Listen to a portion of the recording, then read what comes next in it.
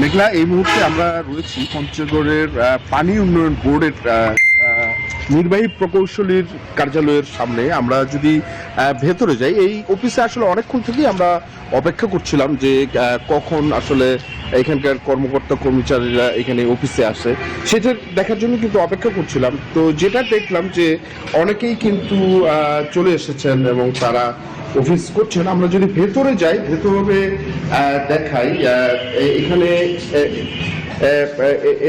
এনারা এই রুমেও যদি যায় তাহলে দেখতে পাচ্ছি যে প্রত্যেকে কিন্তু টেবিলে রয়েছেন এবং তারা কিন্তু 9টার মধ্যেই এসেছেন। আমরা যেটা দেখছি, এই পানি উন্নয়ন বোর্ড কিন্তু খুব গুরুত্বপূর্ণ একটি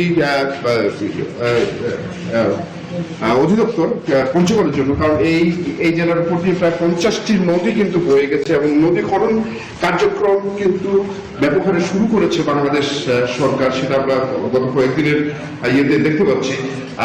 এবং এই যে 50টি নদী রয়েছে, সে এইখানেও কিন্তু প্রায় 500 কোটির মতো একটি বরাদ্দ এসেছে নদী খননের জন্য।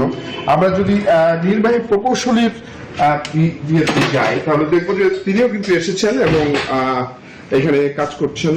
তো আমরা তাকে আসলে বলতে যে কেমন কার্যক্রম চলছে আপনার?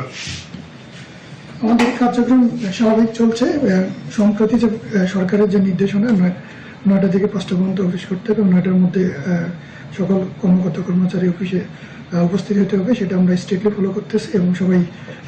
এই ছিল আমার কাছে সর্বশেষ মেঘলা। আমরা ফিরে যাচ্ছি স্টুডিওতে আপনার কাছে। হায়দার, আপনাকে ধন্যবাদ। বিকাশ পেমেন্টে 10,000 টাকার বেশি অফার, শপিং চলছে তো।